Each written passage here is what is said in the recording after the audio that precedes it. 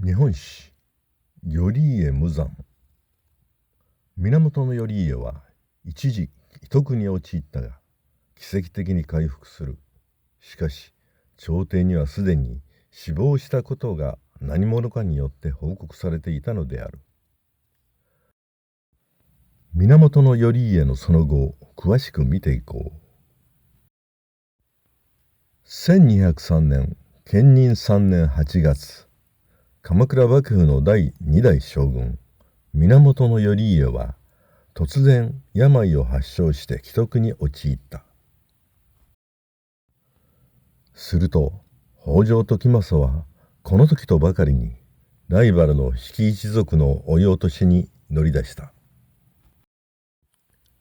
北条政子と図って将軍の権能を二分して関東28カ国の地頭職と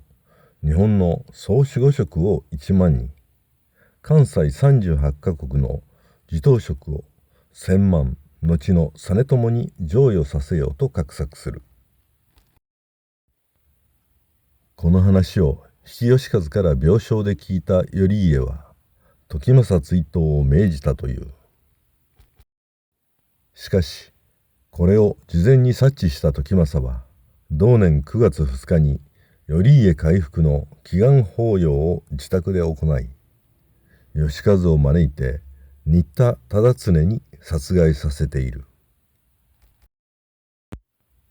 時政はその日のうちに義時に命じて比企一族の館を攻めさせ滅亡させている。女官と逃れた1万も見つけ出されて殺害されている。ところが9月5日、病状がやや回復した頼家が1万の死と比企一族の滅亡を知り、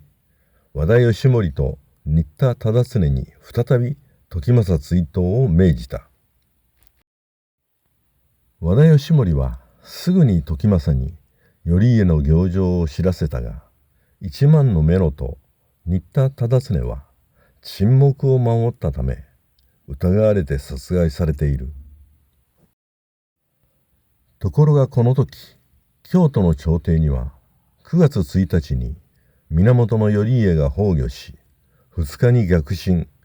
比企能員が1000万人を討たれたことがすでに報告されていたのである。そして7日には後鳥羽上皇が名付け親となった実朝が次期将軍に任じられているのである。比企能員が討たれたのが2日で、鎌倉から京都を早馬で3日間としてもあまりにも手回しが良すぎるようだ。そして頼家は危篤状態とはいえまだ生きている間に崩御したと朝廷へは伝えられ、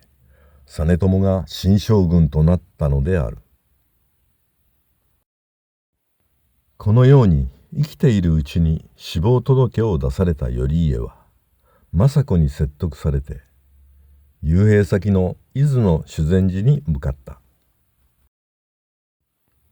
頼家はあまりにも寂しい山中での生活に以前に仕えていた友のものを送ってほしいと政子に訴えた。ところがこの訴えが謀反を企んでいると疑われ、源頼家はまだ22歳の若さで刺客に殺害されている。祝福されて源頼朝と北条政子との間に生まれた頼家だが、母方の北条氏から2度もこの世から消されるという無残な仕打ちを受け、さぞや無念であったことだろう。